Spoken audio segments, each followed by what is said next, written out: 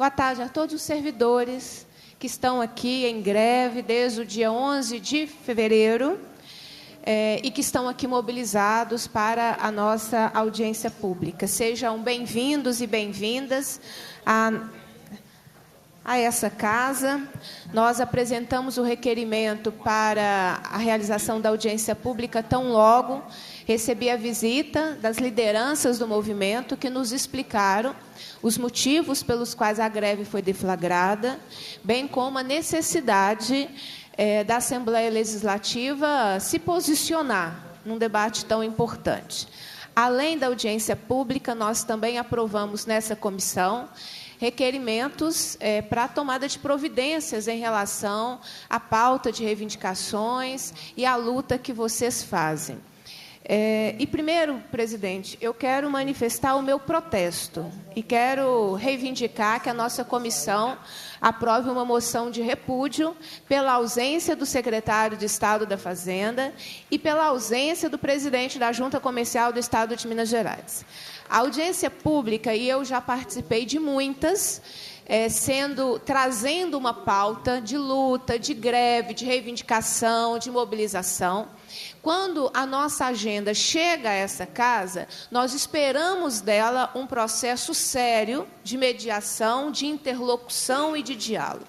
E essa seriedade, ela não pode ser desprezada por quaisquer que sejam os atores sociais envolvidos nesse processo. Então, a ausência daqueles que deveriam estar aqui dialogando sobre as questões que serão trazidas pela representação do movimento é grave, João Magalhães. É grave, porque senão a gente banaliza um instrumento fenomenal, que é o processo de uma audiência pública, porque a gente faz uma audiência que o Executivo acha que não precisa prestar atenção, ou que ele vai selecionar quem, o dia e qual comissão e qual assunto ele vai tratar. Isso não é admissível. Não é possível que o governo decida as pautas com as quais ele quer conversar e aquelas que ele não quer. Não vem e não tem nem justificativa, João.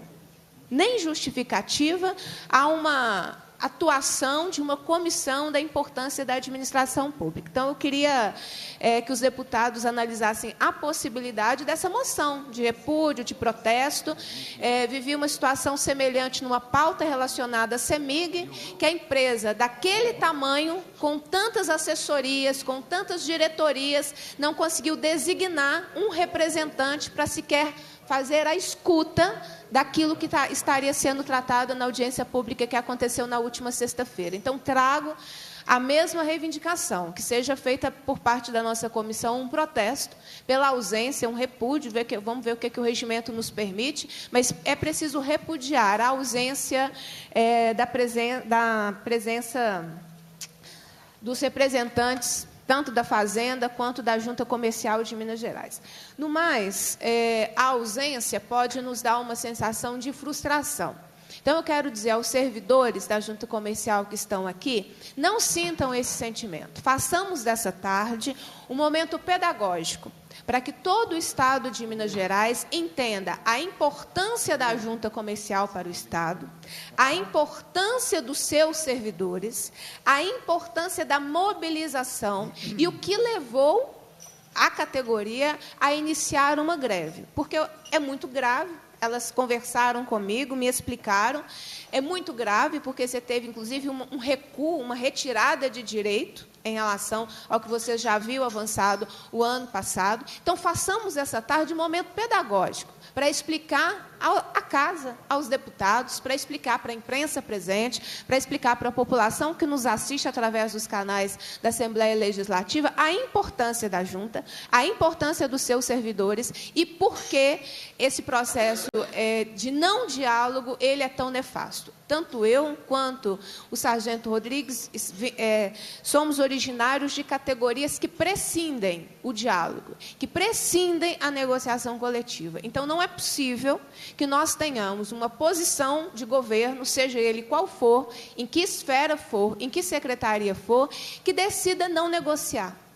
que olhe para os seus servidores e não os enxergue como trabalhadores, como sujeito de direitos que são, e tentam ignorá-los, achando que eles fazem parte da estrutura administrativa e que, portanto, não são sujeitos, não têm demandas, não têm reivindicações, não têm vida, não têm relação de trabalho. Essa forma autoritária da não negociação, ela precisa ser refutada, precisa ser denunciada e precisa ser impedida, sob o risco de nós termos cada vez menos processos democráticos e cada vez mais processos autoritários no Estado de Minas Gerais. Então, quero, para finalizar, dizer que contem com o nosso mandato na luta pelo tempo que for necessário. Nós sabemos que as greves, elas têm durações, elas às vezes são suspensas, retomam, acordos são assinados, muitas vezes são descumpridos e é preciso retomar a mobilização, mas eu não tenho dúvida que a organização coletiva, o instrumento capaz de responder à melhoria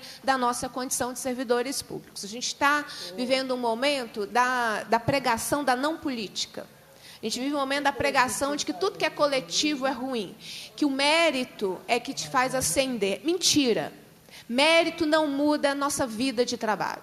Mérito pode me colocar numa boa classificação de um concurso público, porque eu estudei bastante. Mas o que fará com que eu seja nomeada num concurso não é o meu mérito pessoal. É a luta coletiva por concursos públicos, por nomeações, por abertura de vagas. Então, é a coletividade que muda a nossa vida. Não é o mérito pessoal, não é o indivíduo. A gente fica numa falsa ideia do indivíduo exatamente para desqualificar, para deslegitimar a organização coletiva. É isso que nós estamos vivendo no Brasil nesse momento. Quando começou a reforma trabalhista, quando dá continuidade agora com um decreto, uma medida provisória, perdão, na porta do Carnaval, na tentativa de desmontar aquela organização coletiva que é o sindicato, que é a organização que representa a classe trabalhadora. E vem no momento que a PEC 6 tramita no Congresso Nacional da Reforma da Previdência. Então, nada disso é por acaso. Então, nos resta o fortalecimento do que é coletivo, o fortalecimento das nossas lideranças, o fortalecimento da organização que os trabalhadores decidiram que os represente. Eu acho que o nosso papel, a nossa tarefa, pelo menos o nosso mandato, é fazer exatamente esse processo de pressionar pela negociação. Então, após ouvi-las, será possível, inclusive, organizar, né, e elaborar mais requerimentos no sentido do pedido de providências para que as demandas que vocês trarão aqui nesse debate possam ser plenamente atendidas. No mais, é que a gente tem uma excelente tarde de trabalho denunciando a ausência daquele que tem a obrigação de estar aqui nessa casa, porque o Poder Legislativo precisa ser respeitado pelo Poder Executivo. Muito obrigada, presidente, e a todos que estão aqui para fazer o debate.